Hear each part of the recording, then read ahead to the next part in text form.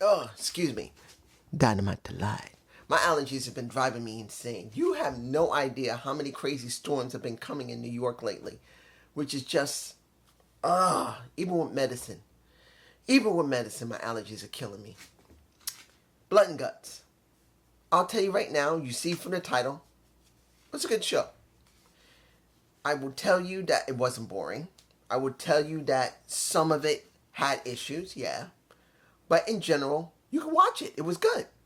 Let's start with Will Ospreay getting his tire slashed, wanting to get his hands on MJF. MJF coming to the ring, and that was after they showed the segment of Will Ospreay wanting to get a car to get to the arena because his tires were slashed. And you have MJF introducing not the International Championship, the American Championship. They would now repeated exactly what they did with the main title. The Triple B is now the American Championship. Do I believe this is the wisest thing to do? Let's put this in perspective. Taking away how pretty much MJF has been said that he's got a little dick by Will Ospreay because he had pulled the ring out from his trunks. And he's going to come after him. Was this wise to do? He did this with the Triple B, with the main title. It did get over. People hated it, and that was the purpose. Will it work here with the International Championship? Well, it's going to count on one thing. How far are they going to push MJF with the International Championship? That's the key of this. Because it's got to be understood that right now, as it stands, what will we actually get? Because seeing that he's made it into the American Championship, how far are they going to take this? What would it be the booking? How well will MJF look before he finally drops the thing and starts moving up to the main title again? Maybe he'll go for the TNT title next. Then the main title. You never know. They may make him go for the International, TNT, and then the main title, giving each one of them a little sprinkle of the MJF sauce. You never know. I think that's what they may want to do. They're not just going to make MJF jump directly into the main title scene. I truly believe he's going to go into the TNT title. I do believe that's next. But how long will he hold the American or International Championship? It counts on which one. Jericho versus Maroon. Well, you would think with Miru Suzuki, this isn't going to be a good match. It's going to be like many people who can't stand it. It's a Japanese wrestling match. You're not going to give a damn about it. But honestly, Chop Fest is the majority of that match. Chris's chest here, if you don't know about Chris Jericho's chest, many people believe that there has been a condition for some wrestlers like Kofi Kingston and Chris Jericho that their chest tends to cave in on itself. Now, they do believe it might be either due to steroids or because of constant work in wrestling, that both their chests have pigeoned in. And with Chris, his chest here cut. He was just bleeding because of Miro just chopping the crap out of it. It was a good match. The question's going to be now, what do we really get here? What are we really getting? Because yes, Hook is still at home. They say he's still messed up. But I'm telling you this, yes, we got Shibata helping out Miru Suzuki, which they both don't like each other. Let's make this clear. In Japanese Pro Wrestling and New Japan Pro Wrestling, it has always been set up that the wrestler has never been up for being friendly to Miru Suzuki.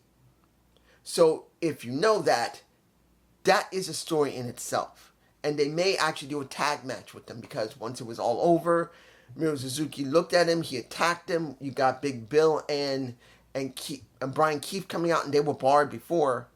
But now, what are we getting? Are we getting a tag match between about four of them and Chris outside? Or the most important thing, let's make this clear. Hearing Taz say, I can't climb a mountain, like when he was talking about Darby Allin, because of my knee. Guys, This storyline makes no sense. Because when you see it for what it is, still having Hook going after the FTW Championship really doesn't do it for me now. It doesn't. I'd rather see Hook do something else. The only person that makes any sense now to go after this title is Taz himself. And I know he can't go in the ring, but seeing this, and they're trying to make this about Hook and making it important about Hook and feeling it about Hook. I don't care about Hook. Not because I don't like him. I'd rather see Taz get his damn title back.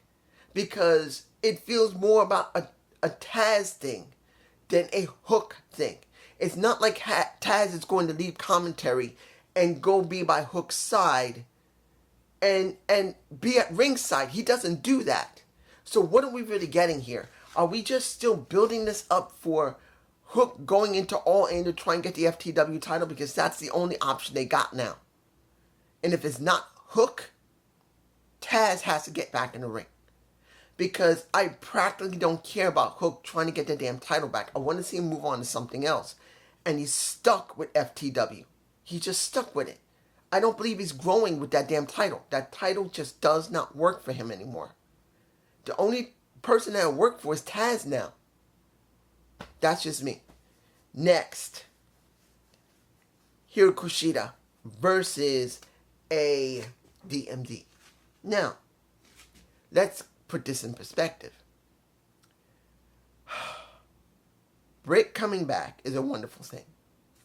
They needed someone back in the main title scene for the women. But she's now doing TNT, which is the second tier.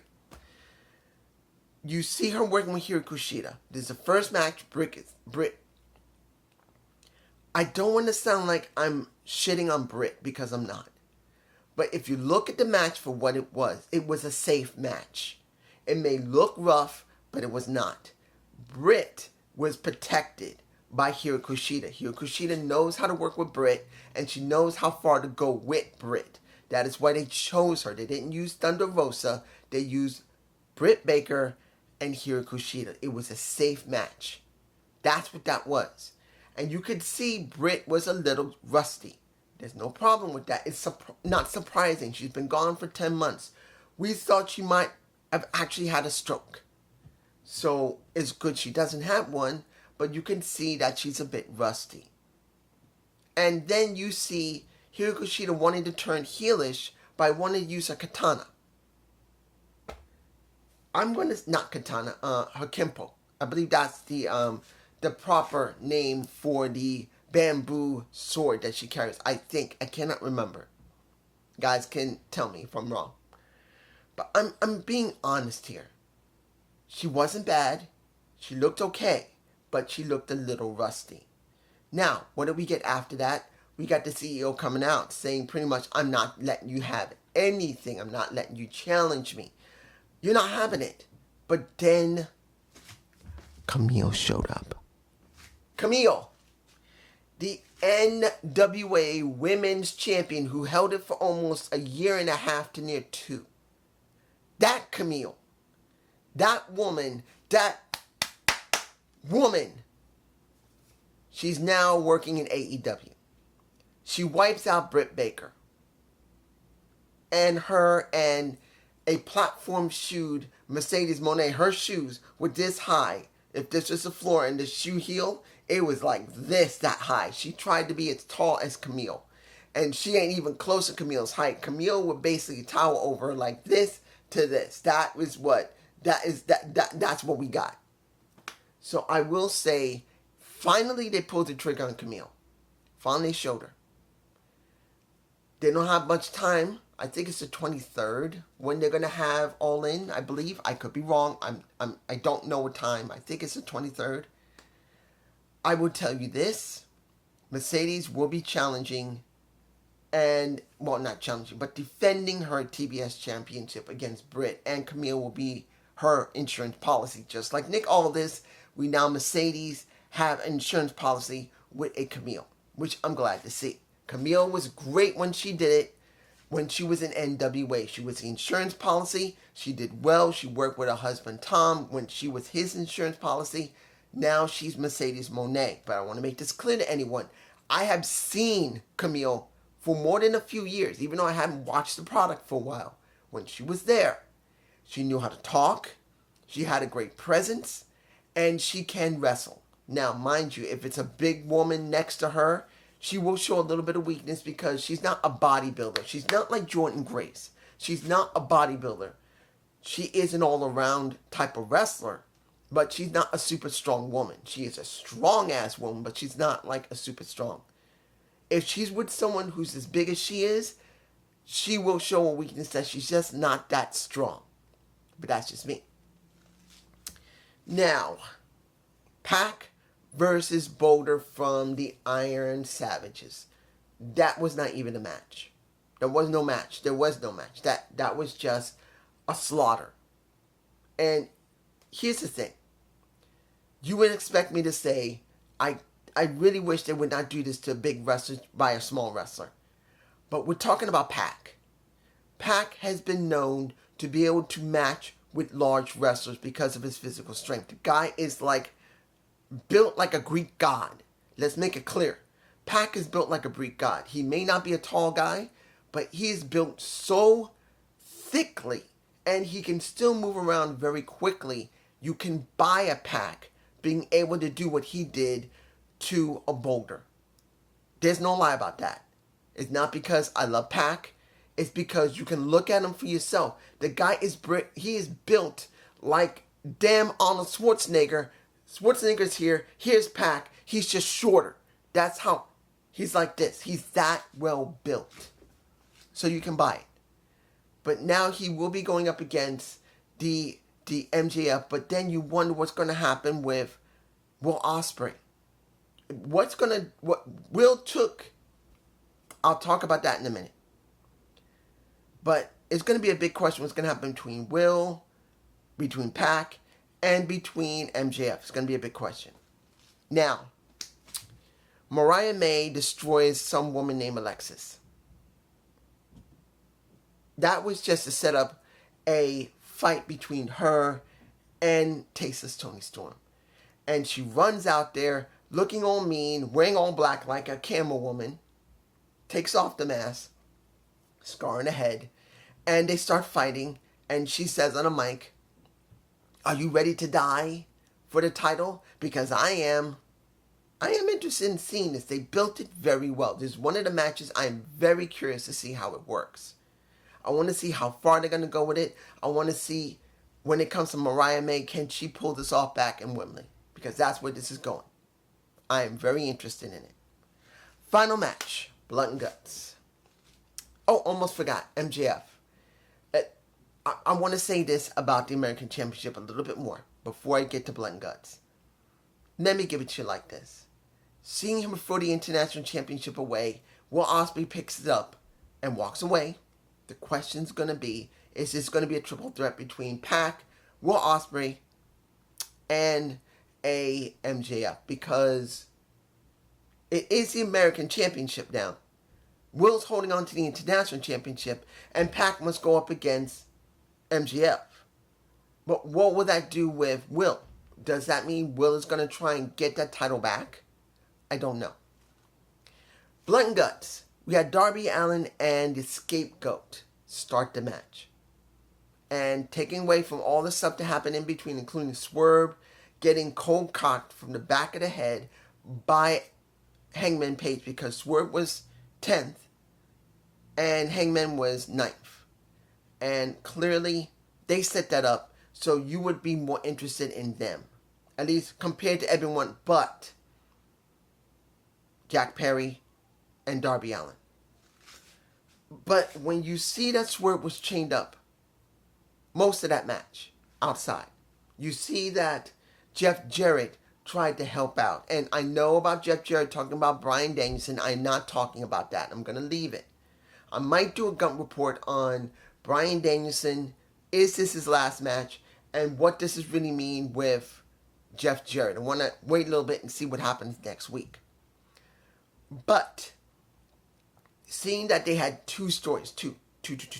I'm not a crook. If you don't know where that came from, look up what happened with Richard Nixon and Watergate. I'm not a crook. But there were two stories there. Not 3, 4, 5. They focused on two. Swerve Strickland with Hangman Page. That eventually went outside the ring. Everyone was fighting outside the ring at one point because they had to cut into the ring. And that was the cage itself so Swerve can get in. A lot of people worked outside the ring. Swerve and Hangman got eliminated outside. They got wiped out because they went off the ramp. Then you have Jack Perry. Jack Perry and now Darby Allin. Jack Perry gets chained up to the wall. Jack Perry is doused with gasoline again. And Jack Perry is told, if you don't say I quit, I'm going to burn you. Give up your... I want a TBS title match, and I want you to quit. And I believe it was Nick who said, hey, you want a match? You want a match at All In? Fine. You have a match. And that was Darby Allin. He says, say I quit or I'm burning your boy. He says, fine, I quit. We quit. I don't care. Just don't burn him. And this was defiance to Jack Perry. Jack Perry did not quit. He was chained up. He got hit by kendo sticks. He got hit by a chair to the head. He refused to quit. So now we're going to have Jack Perry and Darby Allin at All In, I'm sure of it, for the TNT title. Was this a good show? Yes. Could you watch it again? For most of it, yeah. I will tell you, Miru Suzuki and Jericho was a good match. That's the first one you can watch. Britt Baker and Hiro Kushida, that wasn't a bad match. Even though you could see Britt was a little off, but it wasn't that bad. The match that you need to care about will be Blood and Guts. You can skip the Pac match, and you can skip the Mariah May match, but watch the Mariah May dealing with Alexis, I believe that's her name. You could skip that, look at the end of the match, and see what happened between her and Tace's Toni Storm. My Toni Storm. And then Blood and Guts. That's the best way you can say what it is. And honestly, it still is a good match. Taking away those short matches, which really didn't mean a lot when it came to quality of the match. It was what it meant after the match, going into All In. Pac's getting set up to go for the International, which now is the American Championship. Mariah May is now going to be dealing with Toni Storm directly.